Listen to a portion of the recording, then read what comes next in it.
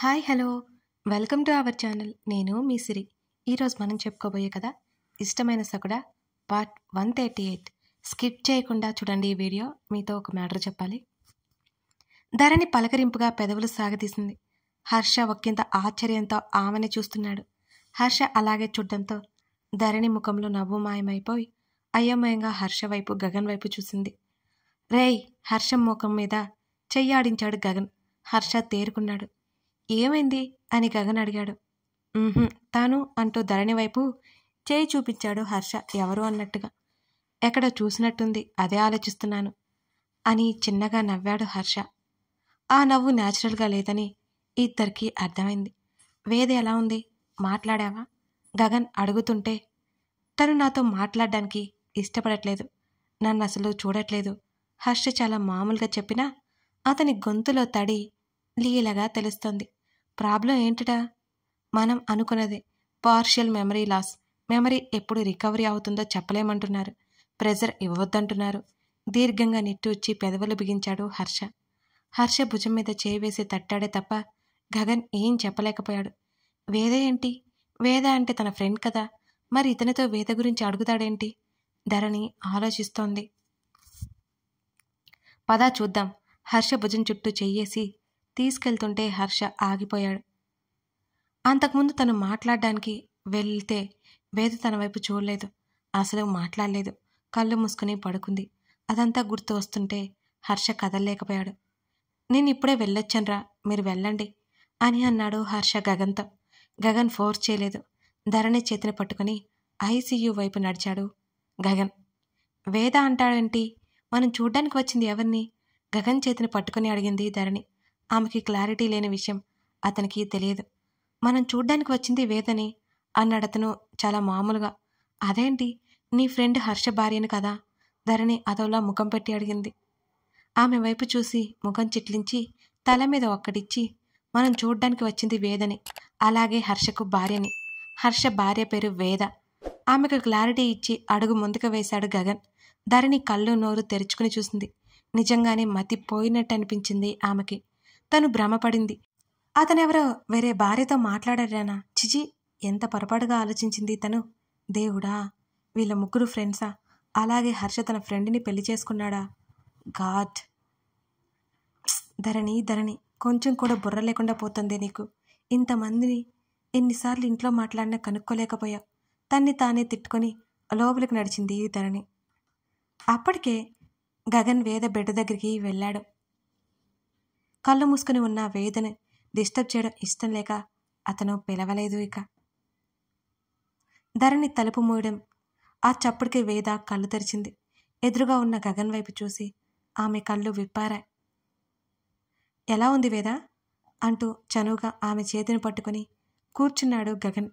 తను బాగున్నట్టు తలూపింది. నువ్వు నాకు గుర్తు రావట్లేదు. వేద గొంతు సన్నగా వణికింది. నువ్వు స్ట్రెస్ తీసుకోకు, మెల్లిగా అన్నీ గుర్తుకొస్తాయి. మరో చేత్తో ఆమె చేతి వెనుక తట్టి చెప్పాడు అతను. వారిద్దరూ ఒకరంటే ఒకరికి ఎంత అభిమానమో ఇద్దరికీ తెలుసు. కానీ ఆమెకైతే ఏమీ గుర్తులేదు. గగన్ ధరణి కోసం చూడగా ధరణి తలుపు దగ్గర ఆగిపోయి కనిపించింది. వేద కూడా ధరణి వైపు చూసింది ఎవరు అన్నట్టుగా. చేతిని చాచి రమ్మన్నట్టు వేళ్లతో సైగ చేశాడు గగన్. ధరణి ఒక్కొక్క అడుగు వేసుకుంటూ అతని దగ్గరికొచ్చింది. ఎదురుగా ఉన్న దీక్షని అయోమయంగా చూసింది అమృత. అమృతని యగాదిగా చూసి ముఖం చిట్లించింది దీక్ష. అంతలోనే తమాయించుకుంది. ఆ రోజు శివకుమార్ తనని అన్ని మాటలంటుంటే ఆ ధ్యాసలో ఉన్న అమృత ఆమె దీక్షని గమనించలేదు. దీక్ష ఆమెకి గుర్తులేదు. ఎవరు మీరు? అమృత ప్రశ్నించింది. నా పేరు దీక్ష. కమల్ బావ ఉన్నాడా అని అడిగింది చాలా మామూలుగా. బావ అంటుంటే దీక్ష ఎవరో కాస్త అర్థమయ్యే కానట్టు అనిపించింది.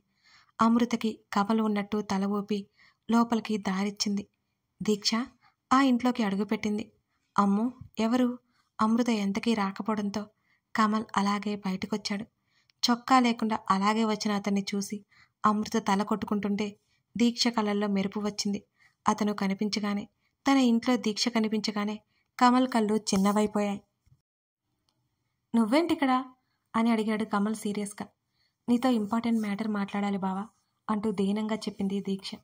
ఆమె చేతిలో ఉన్న లగేజ్ చూసి కమల్ ముఖంలో రంగులు మారాయి. నేను తర్వాత కలుస్తాను, నువ్వెళ్ళు నిస్సందేహంగా చెప్పాడు కమల్.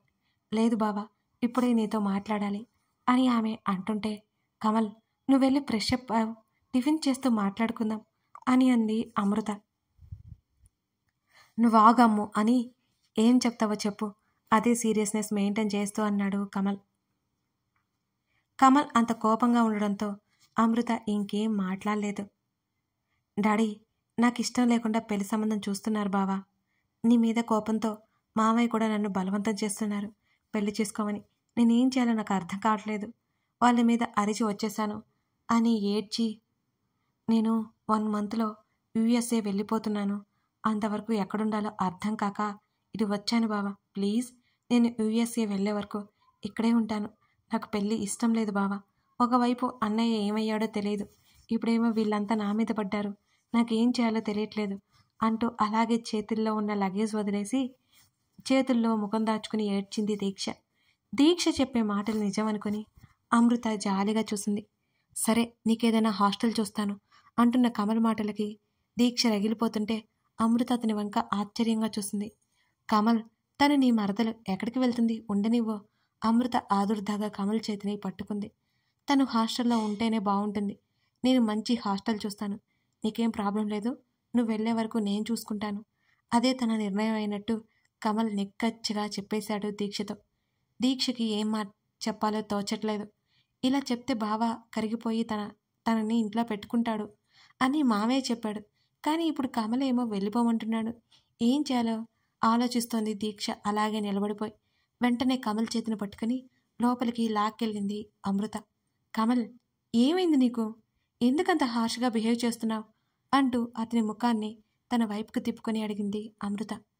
నీకు తెలియదు అమ్మో, మళ్ళీ నాకు ఆ రిలేషన్స్ వద్దు. దీక్షకి నేనంటే ఇష్టం. నాకు ప్రపోజ్ చేసింది. ఇప్పుడు ఇంత సడన్గా మారిపోయి వచ్చిందంటే నాకెందుకో డౌట్గా ఉంది అని అన్నాడు కమల్. ఆ అమ్మాయిని చూస్తుంటే అలా అనిపించడం లేదు కమల్, నిజమే అనిపిస్తుంది అని అమృత అంటుంటే, ఇదిగో ఇదే వద్దంటున్నాను. ముందు మరొకరి మీద జాలిపడ్డం మానే, మనకే మంచిది. అర్థమైందా? కమల్ సీరియస్గా చెప్పాడు ఆ మాట. సారీ, మీ ఫ్యామిలీ కదా అని చెప్పాను. అమృత అలిగినట్టు ముఖం పెట్టింది. అమ్మో, నువ్వు నేను వేరు కాదు. ఆ ఫ్యామిలీ మనకొద్దు అంటున్నాను అంతే. అతను నచ్చ చెప్పినా అమృత మౌనంగా ఉంది. ఉఫ్, సరే తగలాడమని తన్ని. చిరాగ్గా ఫ్రెష్ అవడానికి వెళ్ళిపోయాడు కమల్. అమృత బయటికొచ్చి దీక్షకి గది చూపించింది. దగ్గరే ఉండి చేతిని చాచి రమ్మన్నట్టు వేలతో సైగ చేశాడు గగన్. ధరణి ఒక్కొక్క అడుగు వేసుకుంటూ అతని దగ్గరగా వచ్చింది. వేద, నా వైఫ్ ధరణి అంటూ ధరణి భుజం చుట్టూ చెయ్యేసి వేద వైపు చూస్తూ చెప్పాడు గగన్. వేద ముఖం ఆశ్చర్యంతో విప్పారింది. పెళ్ళైపోయిందా నీకు? ఎప్పుడు అని అయోమయంగా అడిగింది వేద. ఆమెకి యాక్సిడెంట్ జరిగిన రోజు పెళ్ళైపోయిందనే విషయం అతను చెప్పలేకపోయాడు.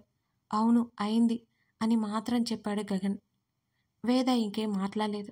ధరణి ఏదైనా మాట్లాడాలని ఉన్నా వేద ఎందుకో ముభావంగా ఉండడంతో ధరణికి ఏం మాట్లాడాలో అసలు అర్థం కాలేదు. మీరు వెళ్ళిపోండి, నాకు నిద్ర వస్తుంది అని చెప్పేసి వెనక్కి వాలి కళ్ళు మూసుకుంది వేద. ఆమె వింత ప్రవర్తనకి గగన్ ఆశ్చర్యపోతే వేద బిహేవియర్ ఎందుకో సరిగ్గా లేదనిపించింది ధరణికి. ఆమెకి మెమొరీ లాస్ అయిందని విషయం గుర్తుపెట్టుకుని ఇద్దరూ బయటకొచ్చారు. ఆంటీ వాళ్ళెక్కడా? వేద తల్లిదండ్రులను ఉద్దేశించి అడిగాడు గగన్. ఫ్రెష్ అయ్యి రమ్మని నేనే ఇంటికి పంపించాను అని. ఏమైనా మాట్లాడిందా? ఆతృతగా అడిగాడు హర్ష. లేదు, అసలు నేనెవరో కూడా గుర్తులేదు. ఏదో పొడి పొడిగా మాట్లాడింది. తనకు అనిపించింది చెప్పాడు గగన్. హర్ష మౌనంగా ఉండిపోయాడు. లోపలికి వెళ్ళి కూర్చో, నీ నీరు ఉంటుందేమో అని గగన్ అంటుంటే, నన్ను చూస్తేనే మండిపడుతోందిరా. లోపలున్నది వేద అంటే నమ్మలేకపోతున్నాను భారమైన గొంతుతో చెప్పాడు హర్ష. హర్ష పక్కనే కూర్చున్నాడు గగన్. గ్లాస్ డోర్ నుంచి లోపలికి చూస్తోంది ధరణి. అలాగే పడుకొని ఒక చేత్తో ముఖం దాచుకుని కనిపించింది వేద. ఆమె ఎందుకు ఏడుస్తుందో ధరణికి అర్థం కాలేదు. ఆమెకు గుర్తులేనందుకు ఏడుస్తుందా, లేక ఇంకేమైనా కారణమా? ధరణి అయోమయంగా అనుకుంది. వెంటనే గగన్ దగ్గరికి వెళ్ళి తను ఏడుస్తుంది అని చెప్పింది ధరణి కాస్త కంగారుగా. గగన్ హర్ష వైపు చూశాడు. సరేరా బాయ్ అని చెప్పి డోర్ తీసుకుని లోపలికి వెళ్ళిపోయాడు హర్ష. వెళ్తున్న అతని వైపే చూస్తున్న గగన్ చేతిని తట్టింది ధరణి. బయటికి చెప్పకపోయినా వాళ్ళు ఎంత పెయిన్ ఫీల్ అవుతున్నారు అనే విషయం ధరణికి అర్థమైంది. వెళ్దామా? గగన్ గొంతు ఏదోలా ఉంది. అప్పుడేనా ఇక నీ అవసరం ఉంటుందేమో అని ధరణి అంటుంటే గగన్ తల అడ్డంగా ఊపాడు, ఏం లేదన్నట్టుగా. అతని పక్కనే కూర్చుంది ధరణి. ఆమె ఏదో చెప్పబోయేసరికి అడుగుల చప్పుడు వినిపిస్తుంటే తల తిప్పి చూసిన ఆమెకి మేఘన అక్కడికొస్తూ కనిపించింది. మేఘనని అక్కడ చూడగానే ధరణి పెద్ద పెద్ద కళ్ళు కూడా చిన్నవైపోయాయి. స్కిప్ చేయకుండా ఈ మ్యాటర్ చూడండి. మీతో ఒక ముఖ్యమైన విషయం చెప్పాలి. 25,000 ఫాలోవర్స్ సబ్స్క్రైబర్స్ వచ్చిన సందర్భంగా నేను మీ అందరికీ గివ్ అవే ఇవ్వాలి అనుకుంటున్నాను. నా మీద ఇంత అభిమానం చూపిస్తున్న మీకు చిన్న బహుమతి ఇవ్వాలనే ఆలోచన వచ్చింది నాకు. గివ్ అవేకి ఎలిజిబుల్ అవ్వాలి అంటే తప్పకుండా సిరి ఆడియో స్టోరీస్తో పాటు సిరి డైరీస్ అనే మన ఛానల్ని కూడా మీరు సబ్స్క్రైబ్ చేసుకుని ఉండాలి. అప్పుడే మీరు ఎలిజిబుల్ అవుతారు. మిగతా డీటెయిల్స్ కోసం నేను సపరేట్ వీడియో చేస్తాను. దీంట్లో లైక్స్ కామెంట్స్ కూడా ఇంపార్టెంట్ కాబట్టి మీరందరూ పార్టిసిపేట్ చేస్తారని అనుకుంటున్నాను. మర్చిపోకుండా 2 ఛానల్స్ని సబ్స్క్రైబ్ చేసుకోండి. రాబోయే 15 రోజులు మనకి చాలా ముఖ్యమండోయ్. కాబట్టి సబ్స్క్రైబ్ చేసుకుని లైక్ చేస్తూ కామెంట్ చేస్తూ ఉండండి. ఆ వివరాలు నేను మీకు త్వరలోనే చెప్తాను. అంతరాయం కలిగించినందుకు క్షమించండి. ఇక కథలోకి వెళ్దామా అని గగన్ అడుగుతుంటే ధరణి పలకలేదు. ఆమె వైపు చూసిన అతనికి ఆమె ఎటో చూస్తూ కనిపించడంతో ఆమె చూసిన వైపుకి తల తిప్పాడు. మేఘన వస్తూ కనిపించింది. వాళ్ళిద్దరిని చూసిన మేఘన అడుగులు నెమ్మదించాయి. మొదటి నుంచి మేఘన గురించి అంటే ఒక ఇన్సెక్యూర్ ఫీలింగ్ ఉంది ధరణిలో. తన వైపే చూస్తున్న ధరణిని ఒకసారి చూసి వేద ఎక్కడా అని అడిగింది గగన్నే చూస్తూ మేఘన. లోపల అతడు చాలా మామూలుగా సమాధానమిచ్చాడు మేఘనకి. మేఘన ఏం మాట్లాడకుండా వెళ్ళిపోవడం ధరణికి ఆశ్చర్యం కలిగించింది. మేఘా, వెయిట్ చేయి, లోపల హర్ష ఉన్నాడు అంటూ కుర్చీ నుంచి పైకి లేచాడు గగన్. డోర్ హ్యాండిల్ పట్టుకోబోతున్న మేఘన చేతిని వెనక్కి తీసుకుని గగన్ వైపు తిరిగింది. ధరణి అలాగే మేఘననే గమనిస్తూ కూర్చుంది మౌనంగా. గబగబా గగన్ దగ్గరకొచ్చి వేద కండిషన్ ఏంటి అని ఆతృతగా అడిగింది మేఘన. మెమరీ లాస్ గగన్ చెప్పగానే మేఘన కళ్ళు పెద్దవయ్యాయి. వాట్ అరిచింది మేఘన. ఎస్ అన్నాడతను. హర్షను గుర్తుపడుతుందా ఆమె అడగ్గా లేదన్నట్టు తలాడించాడు గగన్. మై గాడ్ మేఘన తల పట్టుకుంది. మేఘా అతను ఆమె చేతిని పట్టుకుని ఏదో చెప్పబోతుంటే ధరణి ముఖం వివర్ణమైంది. హర్షని గుర్తుపట్టలేదా అంటే మనం ఎవరూ తనకి గుర్తులేదా ఆమె అడుగుతుంటే లేదన్నట్టుగా తల ఊపాడు గగన్. అదేంటి ఇప్పుడు ఎలా? వేదకి ప్రమాదం ఏమీ లేదు కదా అంటూ మేఘన ఆదుర్దాగా అడుగుతుంటే కామ్ డౌన్ అంటూ ఆమె 2 చేతులు పట్టుకొని చెప్పి ఏం కాలేదు, తను సేఫ్గానే ఉంది, నువ్వు వర్రీ అవ్వకు. హర్ష ఏదో మాట్లాడుతున్నాడు, తర్వాత వెళ్ళి మాట్లాడు అని అన్నాడు గగన్. కలిసి ఉన్న వారిరువురి చేతులను చూస్తుంది ధరణి. వేద గురించి ఇద్దరూ మాట్లాడుకుంటున్నారు. ధరణి మాత్రం మౌనంగా మరింత నిశ్శబ్దంగా ఉంది. మేఘన కంగారు పడుతుంది. ఆమె చేతులతో గగన్ చేతులను కలిపి ఉన్నాయి. ఆమె చేతులు ఆతృతగా అతని భుజాలు తడుముతున్నాయి. అతనితో చెప్తున్నాడు. అవేమీ ధరణికి వినిపించడమే లేదు. ఆమె అక్కడి నుంచి లేచి నెమ్మదిగా కారిడార్లోకి వచ్చింది. రైలింగ్ పట్టుకొని రోడ్డు మీదకు చూస్తుంది ధరణి. కాసేపటి తర్వాత ఆమె వెనక్కి తిరిగి చూసింది. మేఘన 2 చేతుల్లో ముఖం దాచుకుంది. ఆమె చేతి మణికట్టు దగ్గర పట్టుకొని గగన్ ఏదో మాట్లాడుతున్నాడు. వెంటనే చూపు తిప్పుకుంది ధరణి. అమృత చూసి ముఖం చిట్లించుకొని నువ్వు వెళ్ళిక అంటూ చిరాగ్గా చూసింది దీక్ష. ఎక్కడికి? చేతులు కట్టుకుని దీక్షకు ఎదురుగా నిలబడింది అమృత.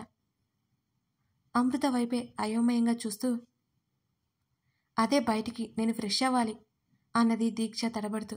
దీక్షని పైనుంచి కింద వరకు చూస్తూ అమృత అక్కడి నుంచి వెళ్ళిపోయింది. గదిలోకి వెళ్ళిన అమృతకి చిరాగ్గా కనిపించాడు కమల్. చొక్కా బటన్స్ పెట్టుకుంటున్న అతని దగ్గరికి నడిచి అతని చేతులు తప్పించి తనే పెట్టింది. అమృత, ఏమైంది? ఎందుకలా ఉన్నావు? తెలిసినా సరే మళ్ళీ అడిగింది అమృత అతన్నే చూస్తూ. ఏం లేదు, ఎక్కడికో వెళ్దామన్నావు కదా అన్నాడు కమల్. ఇవాళ వద్దులే, టిఫిన్ చేద్దాంరా అతన్నే చూస్తూ చెప్పింది అమృత. నీ మరదలే కదా, ఎందుకు ముఖాన్ని అలా పెట్టుకున్నావు? అమృత నవ్వింది.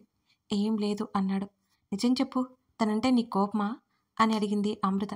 అదేం లేదని చెప్పాను కదా, నాకు ఇష్టం లేదు అంతే.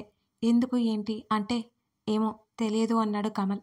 సరే తను చెప్పింది 1 మంత్ కదా, తర్వాత వెళ్ళిపోతుంది. చిన్నప్పటి నుంచి వాళ్ళ అమ్మగారు నిన్ను బాగా చూసుకున్నారని చెప్పావు.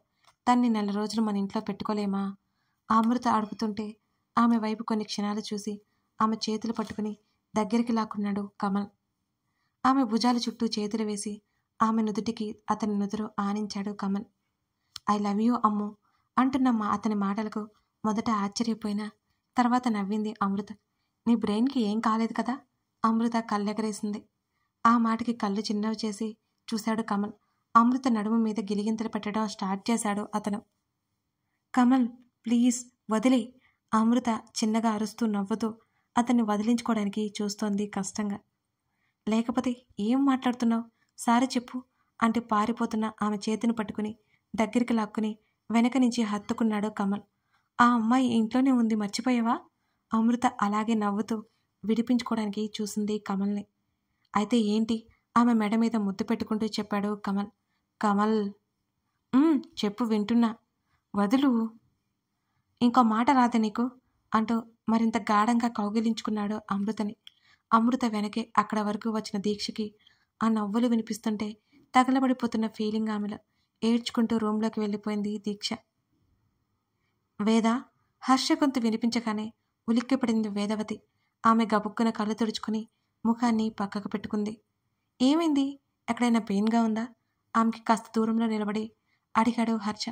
ఆమె మాట్లాడలేదు. వేద నిన్నే అడుగుతున్నాను ఈసారి గట్టిగా అడిగాడు హర్ష. ఎందుకు నా మీద అరుస్తున్నావు? నాకేదైనా ప్రాబ్లం ఉంటే నిన్ను మా అమ్మతో చెప్తాను అంటూ చిరాగ్గా చూసింది అతని వంక వేద. అసలు తన వేద ఈ వేద ఒకరేనా? హర్షకి అనుమానం వస్తోంది. ఆ రోజు తన ప్రాణాల మీదకి రాకుండా ఆమె ప్రాణాలు పోయినా పర్వాలేదనుకుంది వేద. కానీ ఇప్పుడు తననెవరో పరాయి వాణ్ణిలా చూసినట్టు చూస్తోంది. ప్రాణం తీస్తోంది. హర్ష కళ్ళలో తేలియాడిన నీటి పురాతను బలవంతంగా వెనక్కి లాక్కున్నట్టు గట్టిగా కళ్ళు మూసుకుని తెరిచాడు. దవడ బిగించి తన దగ్గరకు వస్తున్న హర్షని చూసి బిక్కచిచ్చిపోయింది వేద. ఆమె ఎటు కదలడానికి ఆమె శరీరం సహకరించడం లేదు. కథ కొనసాగుతోంది. ఇప్పటి నుంచి కథ జాగ్రత్తగా వినండోయ్. అదే చదవండోయ్. మీకు మంచి మంచి ట్విస్టులతో కథ ముందుకు వెళ్తుంది. వీడియో మధ్యలో గివ్ అవే గురించి మీకు చెప్పానండోయ్. ఒకవేళ చూడని వాళ్ళు ఉంటే వెళ్ళి చూడండి, మర్చిపోకండి friends. Thank you for watching this video. మరో ఎపిసోడ్తో మనం మళ్ళీ కలుద్దాం.